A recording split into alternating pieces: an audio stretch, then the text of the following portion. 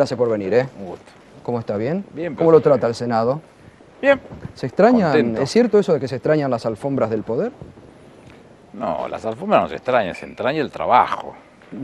El trabajo del Ejecutivo es un trabajo de mucho volumen y uno está acostumbrado a ese tipo de actividad y por ahí este trabajo requiere otra cosa que uno ya está aprendiendo a hacerla y la hace con mucho placer, sobre todo porque estoy siendo senador, porque lo decidieron 4.639.000 bonaerenses y porque me lo pidió la jefa del Movimiento Nacional Peronista. Entonces, para mí es una función muy digna y muy importante que estoy tratando de ejercer de la mejor manera. Aníbal, hoy ya la Cámara de Diputados convirtió en ley el traspaso. ¿Sirve para algo o es una chicana política para Mauricio Macri? No, es una definición política que tiene que... El debate que se dio en el Senado se hizo todo un raconto histórico necesario para hablar de cuándo se licitaron las líneas de colectivo al principio del siglo XX, del 36 cuando se crea la Corporación de Transporte de Buenos Aires, del 79 cuando pasa realmente a la ciudad, de la ley 23646 que es la que fija la crisis del sistema de transporte, incluye la ciudad por el tema de los subtes. El decreto 393 del 99, donde, entre otras cosas, no solamente le incluyen la adenda para discutir el tema de los subtes, sino instruye el presidente de la Nación, al ministro de Economía, para pasar los subtes a la ciudad, y la ley 373 del 2000, donde la ciudad acepta el traspaso. Es decir, demasiados elementos a la mano, pero no podemos detenernos en eso solamente. Cuando se reforma la Constitución en el 94, en su artículo 129 dice que habrá una ley que regulará la vida entre el Estado Nacional y la Ciudad de Buenos Aires. Le cambia el estatus a la ciudad, le da un estatus autónomo, le elige por voto directo a su titular y, entre otras cosas, dice que va a tener un estatuto, no una constitución. Que le hayan puesto constitución en la tapa es otro tema, pero es un estatuto, porque no está en el marco de lo que dice el artículo 5 de la Constitución Nacional, como cualquier provincia. Que sea un estatuto, espere, se lo estoy explicando. Las constituciones de las provincias están dentro del marco de lo que dice el artículo 5 de la Constitución Nacional. Es una atribución de la provincia, es un Estado federal y cada uno resuelve per se. En el caso este no, porque la 24.588, la ley Cafiero, es una ley base, que en algún momento el Congreso de la Nación tiene atribuciones para poder cambiarla si fuera necesario. Por eso es un estatuto, no es una constitución. Lo dice García Lema en el debate de la Constitución oportunamente en Córdoba, en Santa Fe. Quiere decir que los elementos están todos dados para debatirlos. Se debatió en el Senado, se debatió en diputados, la diferencia es muy grande, 162 a 74, si no me equivoco, en diputados recién. La explicación es muy gráfica, es una de las materias que el jefe de la ciudad le reclamó a Kirchner, yo formé parte de esa reunión oportunamente, y también le reclamó a la Presidenta de la Nación, yo formé parte también de esa reunión, conozco perfectamente. ¿A usted qué cree que acá en el fondo pasó? ¿Macri se arrepintió del acta que firmó? Usted ve que en los últimos tiempos está funcionando como si fuese el Pastor Jiménez, todo es paz y amor y todo es una cosa por el estilo, que es lo que le dice Durán Barba. Él no funciona si no es en el marco de lo establecido por Durán Barba.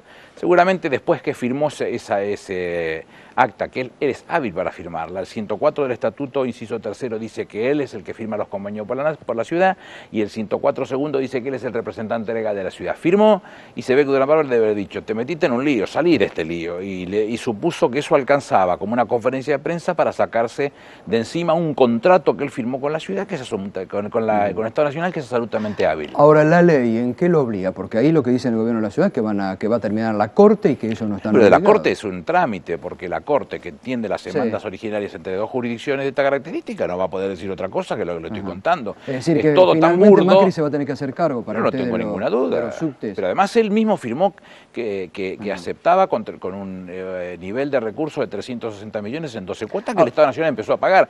Y que él, porque esto fue el 3 de enero de este año, 2 días después, el 5 de enero, firma el decreto 27, en el cual aumenta al 127% la tarifa. Él reconoce, actúa en consecuencia de la propia acta. Ahora, en realidad lo que también de ahí dice el macrismo es que dicen, está bien, que nos traspasan, nos hacemos cargo, pero con un plan de inversiones. No nos quiere dar el gobierno, nos está ninguneando porque no nos quiere el gobierno dar un plan de inversiones. Pero es lo que él firmó.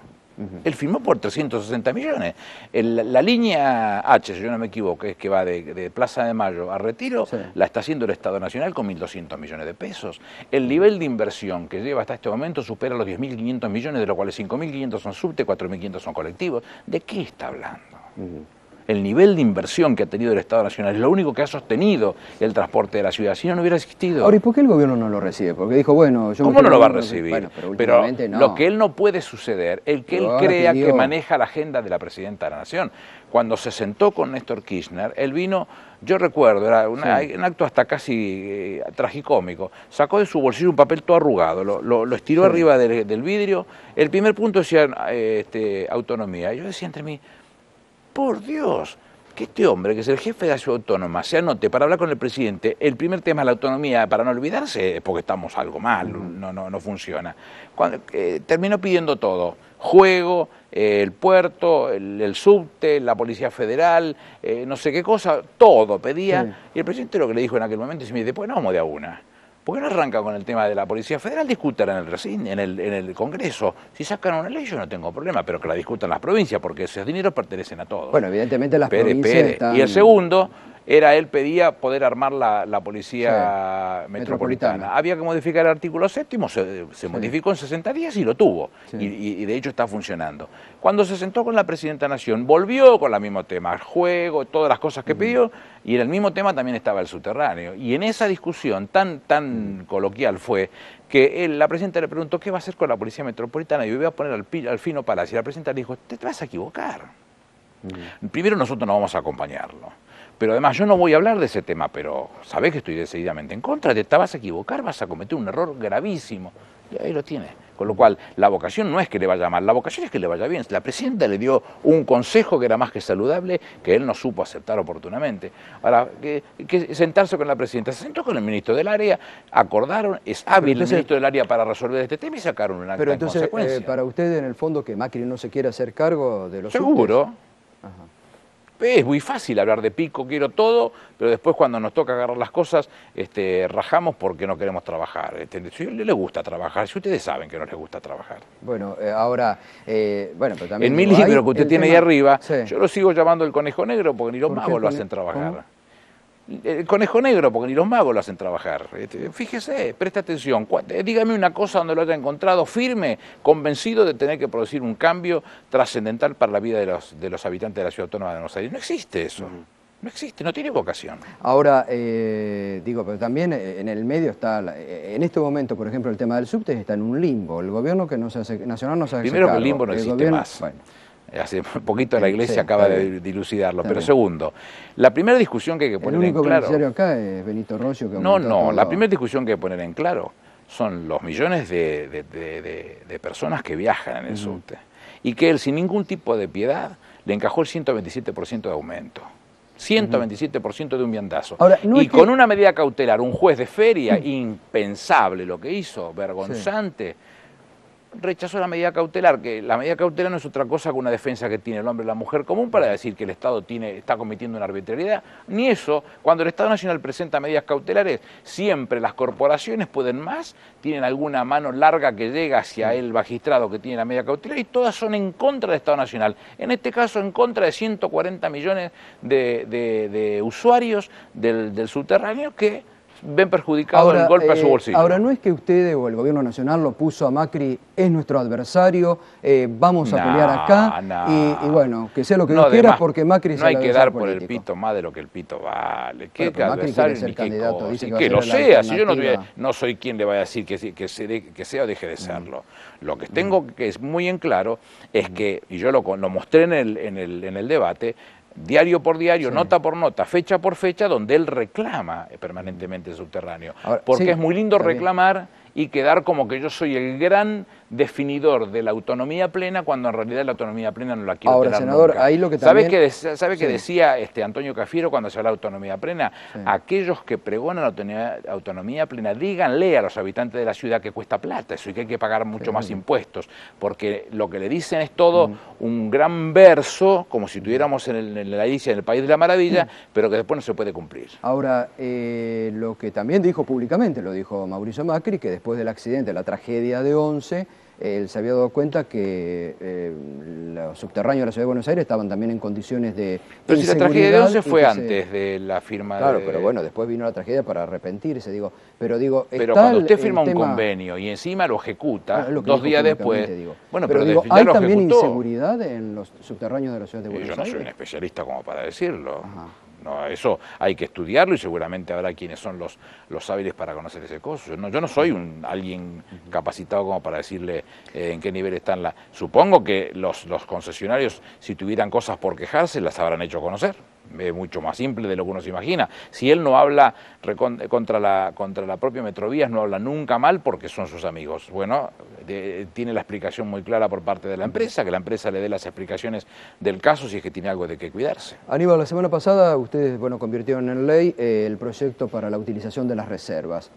Hay un conjunto, digamos, de la oposición y de economistas que dicen el gobierno tiene un año muy difícil, déficit fiscal, y ahora van por las reservas, van a manotear las reservas. En el Senado no hubo uno solo que dijera semejante cosa. Todo el mundo coincidía que esto, no existiendo la convertibilidad, no tenía ningún sentido, que la base monetaria fuera exactamente igual al nivel de las reservas. ¿El Banco Central ¿Y yo qué sé? no los convocaron? Invitaron a un montón de economistas que ninguno quiso ir. Lo que pasa que ahí la carroza se les transforma en zapallo.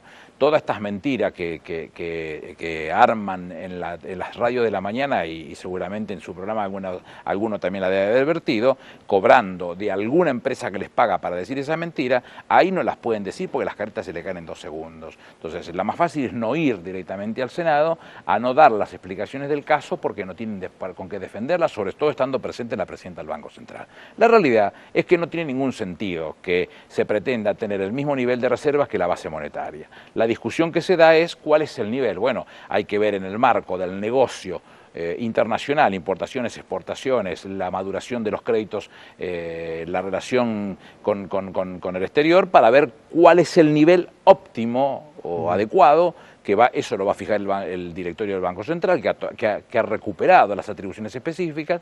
Es una carta orgánica muy bien estructurada, con muy buena definición por parte de la presidenta del Banco Central. Le da a la superintendencia un rol secundario como debiera haber sido siempre. Hoy tiene un rol importante el directorio y un rol muy importante la presidenta del Banco Central, y resolver en ese marco cuál es el nivel adecuado de reserva. La diferencia entre el nivel adecuado de reserva y la reserva real es que hoy estamos en 47.500 millones. La diferencia son las reservas de libre disponibilidad que servirán para el pago de la deuda externa. No hay mucho para discutir. Pero digo, ¿van a tapar los agujeros fiscales que tiene el gobierno según esta percepción de la oposición? No, ¿qué agujeros fiscales? Si siempre existió esa posibilidad. Cuando se sancionó la 24144, la ley del año 92, que cortaba la condición de mandato múltiple por parte del Banco Central que regía desde el 35. No nos olvidemos que el Banco Central se crea en el 35 como una de las condiciones del Pacto Roca-Runciman, un bochorno inventado por los ingleses donde los directores eran ingleses. Sí. El ministro de Hacienda por entonces era Federico Pinedo, abuelo del actual ministro de diputado nacional de Macri. En esas épocas siempre tuvo mandato múltiple. La inversión que ponía el Banco Central respecto del Tesoro rondaba el 15% del Producto Bruto Interno. Con la actual Carta Orgánica, que le permite que pueda tomarse hasta el 12% de la base monetaria y hasta el 10% en una primera parte de lo recaudado en los últimos 12 meses para devolver en 12 meses y eventualmente otro 10% de lo recaudado en los últimos 12 meses para devolver en los 18 meses, en estos casos nunca se superaría el 4% del Producto Bruto Interno. Mire si las diferencias son muy grandes. Pero esto lo puso Pratgay en el año 2013, no lo inventamos nosotros, está desde el año 2003. Por propuesta de Pratgay, presidente del Banco Central. No va a pasar nada que no sea lo que tenga que pasar. Va a servir para mantener... la cosa como siempre, si esto se viene haciendo todos los años. Ya existía. Senador, ayer lo tuvimos al ministro Florencio Randazzo aquí, que se produjo ayer toda una polémica por su frase que no ponía las manos en el fuego por vudú. ¿Usted las pone? Es una canalla esa. Hoy lo dije en una radio, ese tema. Y por supuesto, los miserables esbirros de Mañeto se encargaron de sacarlo en lugares que pudieron. Aníbal tampoco pone las manos en el fuego por vudú. Entonces la gente nuestra de prensa le llamó a una de las agencias, le dice, no dijo Aníbal eso. Aníbal dice, no pone la mano en fuego por nadie. A mí me lo enseñó Néstor Kirchner eso. ¿Por qué qué es esto de poner las manos en el fuego? Entonces dice, no, a mí lo que me interesa es que él dijo que no la pone por vudú, lo otro no me importa. Le dijo uno de los empleados de la agencia, que no voy a mandarlo al frente para que pierda el trabajo, pero quiero decir, ese es el objetivo al cual están amañados. Entonces no voy a hablar de ese tema, lo que voy a decir es que pienso de vudú. Creo seriamente, ciegamente lo que hizo vudú. No tengo ninguna duda de eso. ¿Qué tengo que andar poniendo la mano en el fuego y dejar de ponerla? Creo en vudú, punto. Creo, sé quién es, sé que es un señor, sé cómo se mueve, sé que es un hombre de bien, listo, ya ¿qué tengo que poner la mano del fuego y dejar de ponerla? Y lo que le hicieron al flaco Randazzo es la mala leche caminando, una expresión correcta, lo que tiene que decir un ministro, tomada y sacada de contexto, solamente para parecer que agravia al vicepresidente de la Nación. Este es un problema marital, donde una señora se separa de un señor, donde tiene conflicto con el señor y dice que es amigo del vicepresidente y que aparece un conflicto con Chicone, que la mujer dice, agarre YouTube, busque el video. Mire, yo lo de Chicone me lo enteré por la televisión, nunca supo de qué se trataba. Pero el fiscal está observando ahora... El fiscal tiene que investigar. Bueno, está haciendo eso. Y bueno, Aníbal. Y si ninguno de nosotros está diciendo lo contrario. No, digo, bueno, pero digo, el fiscal aparentemente tiene, digamos, algunas otras pruebas como para avanzar, tal vez. Pero déjelo al fiscal que trabaje de fiscal y usted trabaje de periodista. Ahora, no, yo soy un respetuoso. Y por eso, lo mismo yo. Usted me pregunta qué opina de vudú, lo que le estoy contando. Ahora, yo no digo al fiscal, por favor, dejen de investigar. No, sigan adelante. La justicia es la que tiene que investigar. Pero seguro. Hay un juez que realmente es impecable, hay un fiscal, me parece que ahí... Totalmente. Y ahí es donde se terminan después todas las polémicas. No, lo que yo le decía ayer, que incluso lo hablábamos con Randazzo muy bien, digo, muchos sostuvieron, usted que es un lector de todos los diarios, que como que Randazzo había filtrado información en contra de vudú. No y en ese marco ayer decía yo... Yo eso lo escuché, no es verdad. Creo conocerlo a Randazzo hace muchos años, por lo menos más de 15. Jamás lo he visto hacer una operación de esa característica de lealtad, porque es de una operación de deslealtad esa. Para agraviar al vicepresidente de su propio grupo político sería imperdonable, no es verdad. También dicen, usted que es un militante de hace muchos años del peronismo, conoce el paño, que el peronismo le está poniendo un pie a vudú porque no es del paño peronista. ¿A diciéndole, quién? ¿Y por qué? Y bueno, a ver, ¿qué le van a sacar a vudú poniéndole un pie? ¿Qué es lo que le van a conseguir? Y bueno, no, porque impedirle un crecimiento político. Claro, seguro. Si yo le pongo un pie, no crece. Vamos, no jodamos. Si yo pretendo que no crezca, lo más probable es que va a crecer. Y si pretendo que crezca más de lo que yo quiero, si no le dan las condiciones, no va a crecer. Esto es decisión de él y la sociedad, no es decisión de terceros. Con lo cual, que uno pretenda hacer una trampita de esta característica para dejarla mal parado es torpe. ¿No hay internas en el gobierno que puedan estar...? Pero las internas no son en el marco de las publicidades, porque ¿cómo es el tema de Claro? Todos, usted y sus colegas, siempre tienen forma de conocer lo que está sucediendo y si hay alguno que levantó un teléfono para hacer una pillería de esta característica. Si eso sucedió, nosotros también nos enteramos. Con lo cual sería muy fácil saber si hubiese habido una lealtad por parte de Randazzo, que no la ha habido. Entonces, provocar en Randazzo un gesto donde lo deje mal parado es de mala leche. Y provocar en la cabeza del vicepresidente un gesto que lo deje mal parado por una teórica corrupción es de mala leche. Lo que están, la tercera operación es cómo chocar entre los dos para hacer el tercer gesto de mala leche. Basta, terminemos, muchachos. Es muy burdo esto. ¿Y usted cree que hay en este momento que se ha recrudecido, digamos, alguna ofensiva contra el gobierno? Nada, va a haber lo de siempre. A mí no me asusta ni me quita el sueño. Creo que va a suceder siempre esto. En tanto y en cuanto, sectores que dicen en tanto y en cuanto la presidenta de la Nación siga siendo la jefa del Movimiento Nacional Peronista y tome las decisiones que está tomando, que son las que pensaba Juan Perón. No lo nombra en el discurso todos los días, pero actúa como pensaba Juan Perón, en términos de tomar decisiones que tengan que ver con una política nacional y popular, con defensa de los vulnerables, donde ella ha dicho claramente, no somos neutrales, tengo una posición tomada respecto de la definición y la defensa de los que más mal la están pasando en nuestro país, de decisiones contra el poder que históricamente se jactó jactó de que con 5 tapas volteaba a los gobiernos y los extorsionaron todas las veces que tuvieron oportunidad. Bueno, mientras que sigamos yendo por ese camino que me place y que me place cada vez acompañarla más a la Presidenta de la Nación, vamos a tener conflictos de esta característica todos los días, porque van a autorizar a sus servidores, a la sarta de alcahuetes, a esta caterva impresentable, para hacer estos agravios todos los días, a los Randazos, a los Vudú, a los Aníbal Fernández y a tantos otros que digamos las cosas todos los días como son. Aníbal, ¿qué pasó? A ver si usted políticamente me puede explicar, porque hasta ahora no he encontrado una respuesta lógica para qué momento se rompe la relación entre el gobierno y Hugo Moyano. Es un tema que yo no tengo que analizar. Bueno, pero usted forma parte, pero no es un usted tema está hablando que, de ese movimiento nacional. Sí, pero vuelvo a plantear lo mismo. Nacional. A ver, la CGT es un grupo de interés claro y contundente que tiene como objetivo defender los derechos de los trabajadores. Ahí está, tiene que resolver su vida a sí mismo. Usted incluso tiene una relación con Moyano. Nunca la he negado. Muy buena. Es mi acuerdo amigo. que muchas veces hablaba, usted me decía el negro, es tiene mi esas amigo. Cosas. ¿Y por qué voy a negarlo? No, pero digo, por eso en este caso, momento... primero miremos qué es lo que él tiene que hacer como responsabilidad dentro del marco de su grupo de interés. Defender los intereses del trabajador es la Confederación General del Trabajo.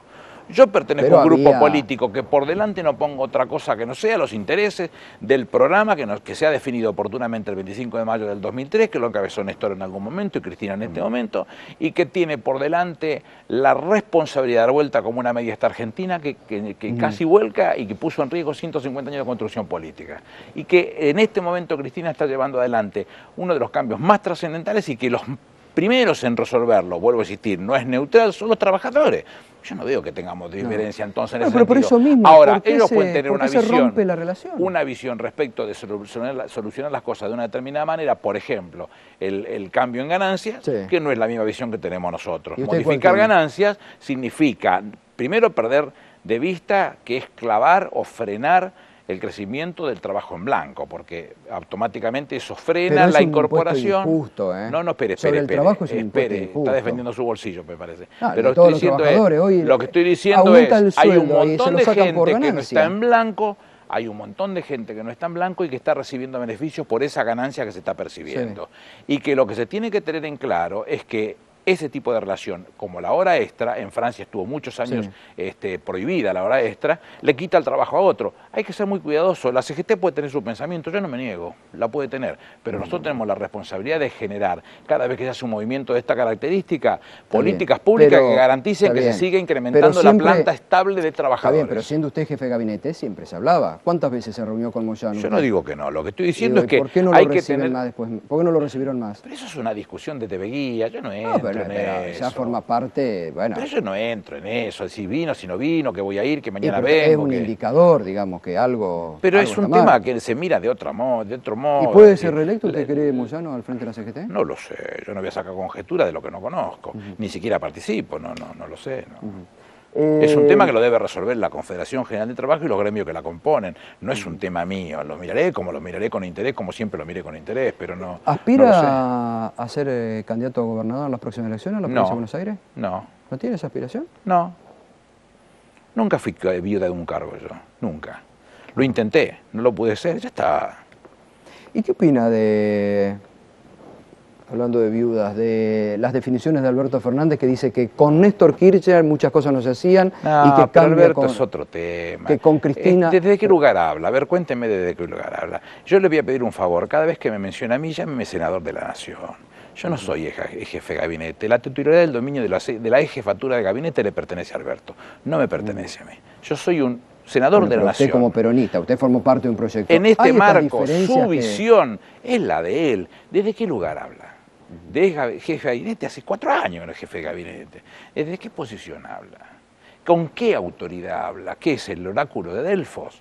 Estamos discutiendo una cosa un poquito más seria como para convencernos sobre lo que estamos trabajando. Resulta ser que entonces todo lo que tenemos son posiciones dogmáticas trascendentales que lo llaman a él solamente para que las dilucide y las ponga arriba de la mesa y sean vistas por la sociedad argentina. No le importa a nadie. Mida el minuto por minuto cuando va al programa y dígame desde qué posición está hablando y se va a dar cuenta que no existen sus visiones que solamente sirven para agraviar al gobierno. Al Aníbal Fernández, dirigente de fútbol, ¿Por qué es tan difícil terminar con los barra brava y con la violencia en el fútbol en la Argentina? No es difícil, hay que tomarse el tiempo. Pero yo no reconozco, yo no reconozco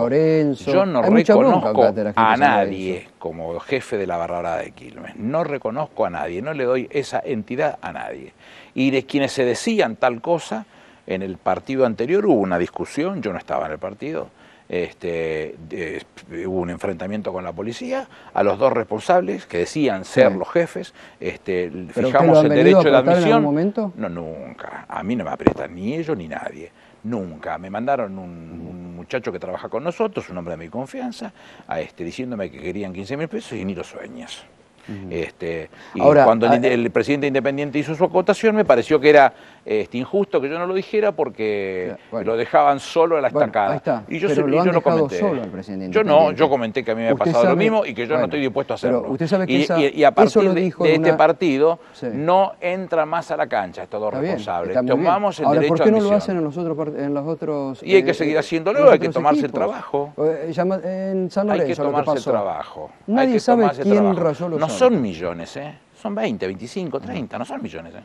No se confunda, son 30, no son millones. Hay que verlos, ubicarlos y rajarlos. Pero entonces ahí hay una connivencia de la dirigencia. No, hay que dejar también, son dirigencias muy recientes y tienen que también Independiente, yo vuelvo al Independiente. El presidente Independiente ni bien asumió, lo hizo en la radio con nosotros, dijo, yo no voy a conocerlo. Y yo no sé si usted lo sabe, pero yo me he enterado en los últimos días que está pasando por una situación personal muy difícil. Sin conocerlo, me pareció que hubiese sido hipócrita y poco serio no decir la verdad de lo que me había pasado a mí. A mí también me pidieron plata y yo no estoy dispuesto, solo a pedir plata, no estoy dispuesto a reunirme nunca, porque no voy a reconocerle ninguna legitimación activa como para representar a nadie. Siempre se liga a los barra bravas con la política muchas veces. Nunca, jamás en mi vida lo acepté. Nunca participó nadie de la hinchada de Quilmes, puede ser que vaya a ver a Quilmes y que participe políticamente con nosotros. Pero esto que digo es un problema de la dirigencia del fútbol, es de la problema de la dirigencia del fútbol. No, si nosotros yo lo estoy demostrando. Quilmes no es un club peronista, yo no bajo ningún punto de vista lo acepto. Sentados a la mesa de la comisión directiva hay gente que piensa de distintas maneras. Bendito sea que sea así. Lo único que nos tiene que unir es el color del club y la defensa de los intereses del club. Yo no quiero un club peronista, yo quiero un club que crezca, que tenga potencia, que resuelva su vida, que lleve al equipo a la A, donde tiene que estar y todas las cosas que tiene que hacer. Pero tiene que ser un club peronista, yo nunca pretendí eso. Entonces, estamos hablando hombres de distintos colores políticos que pensamos lo mismo y que cuando pasan cosas extracreditos vamos a decisiones. Ahora, a veces no entran más. Y cuando hubo conflictos, inmediatamente se han hecho las denuncias penales. Y mañana hay alguien que es sancionado, lo siento. Ahora, a veces hay algunas actitudes del Coprocede. No, Coprocede no ha tenido gestos malos con nosotros, al contrario, yo siempre he actuado muy bien. Con usted, pero por ejemplo ahora hay una gran polémica con el tema San Lorenzo.